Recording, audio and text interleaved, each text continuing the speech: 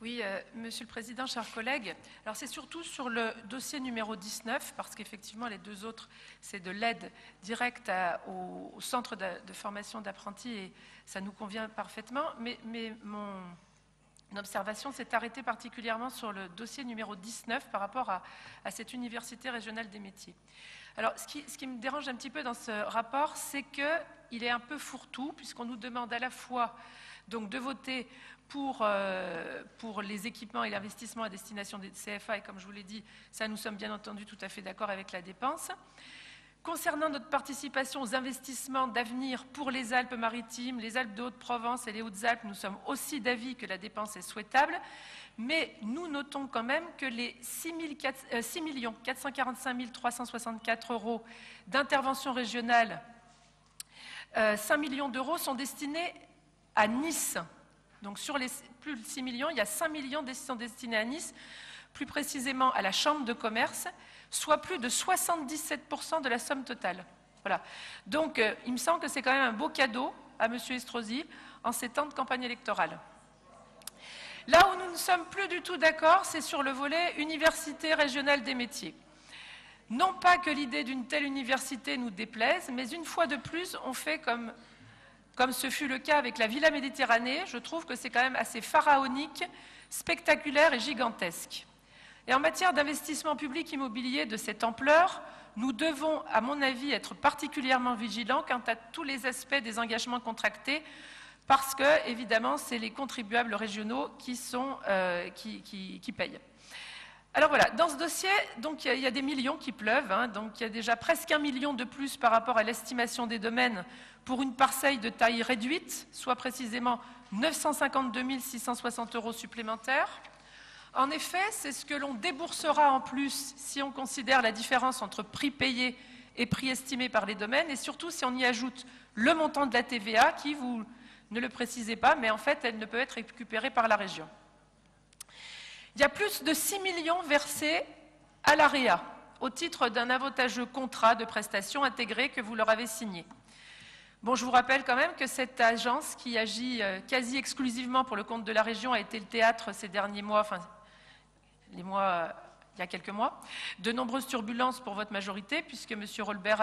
Robert Alfonsi en a d'ailleurs claqué bruyamment la porte après avoir essuyé quelques critiques acerbes de la part du président Michel Vauzel. Le directeur en a été licencié abusivement, selon le Conseil des prud'hommes, et c'est donc M. Ladislas Polski qui en a repris la tête avec à ses côtés, au sein du conseil d'administration, Mme Pascale Gérard. C'est parce que je sais que vous êtes attaché à la transparence que je tiens à préciser tout cela. Si tout cet argent dépensé bénéficie aux jeunes... Tout le monde le sait, madame. Hein. Pardon ? C'est pas à peine de revenir dessus, tout le monde le sait. Hein. Ah ben non, tout le monde ne le sait pas, justement, c'est pour ça que je le précise. Enfin. Que la vice-présidente du Conseil régional en formation professionnelle et apprentissage est donc membre du conseil d'administration de l'AREA. Et alors ? Non, je le précise. Ah, d'accord. Voilà, je le précise. C'est pas neutre. Voilà.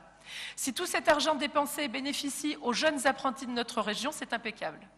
Mais je souhaite que vous nous assuriez ici même, que vous avez bien fait preuve de grande prudence pour le bien du contribuable régional. En effet, quand je parcours attentivement l'acte notarié qui a été annexé à la délibération, eh bien, on peut y lire l'acquéreur, donc je parle du terrain de l'îlot 1C2, je crois. J'y lis, l'acquéreur prend le bien dans son état au jour de l'entrée en jouissance, tel qu'il a vu et visité, sans recours contre le vendeur pour quelque cause que ce soit. Voilà. Eh bien, cette mention m'étonne beaucoup, et même si, et je comprends que s'il y a des vices cachés, tant pis, ce sera aux frais du contribuable. Est-ce que vous auriez signé la même chose s'il s'agissait d'un bien que vous achetiez vous-même, pour vous-même? Ce qui me fait douter aussi de la vertu de cette université, au seul bénéfice des apprentis, c'est que finalement, assemblée plénière après assemblée plénière, vous installez au cœur de l'URM vos organismes que j'appelle vos organismes préférés. Vous avez l'IRFED, dont nous ne cessons de dénoncer la préférence qui lui est faite, l'IRFED dont l'AREA est actionnaire et qui compte dans son conseil d'administration M. Polski et Mme Gérard, le CARIF Espace Compétences, dont Sylvette Belmont est directrice. Je pense que Sylvette Belmont, parle à Madame Gérard. Et aussi, Madame Gérard, je crois qu'elle est présidente de CARIF Espace Compétences. Mais je ne sais pas, peut-être que vous pouvez me répondre aussi, parce que Madame Gérard n'étant pas là. Et donc, CARIF Espace Compétences va encore recevoir la généreuse manne de 1 086 000 €. Alors, je ne parle pas, Monsieur Chénaud, d'enrichissement personnel, je parle simplement de juge et partie. Voilà. Puisqu'en fait, encore une fois, ce n'est pas un organisme neutre, puisque c'est un organisme affidé à Madame Pascale Gérard. Affidé? Affidé, oui, affidé. A2FID. Oui, oui, ça va. Voilà. Puisque Madame Gérard en est la présidente. Voilà. Donc c'est toujours ce souci de transparence, puisqu'on est dans une république. Voilà.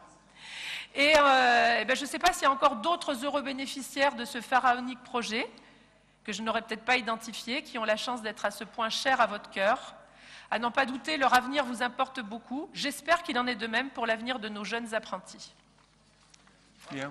Y a-t-il des interventions sur ce dossier ?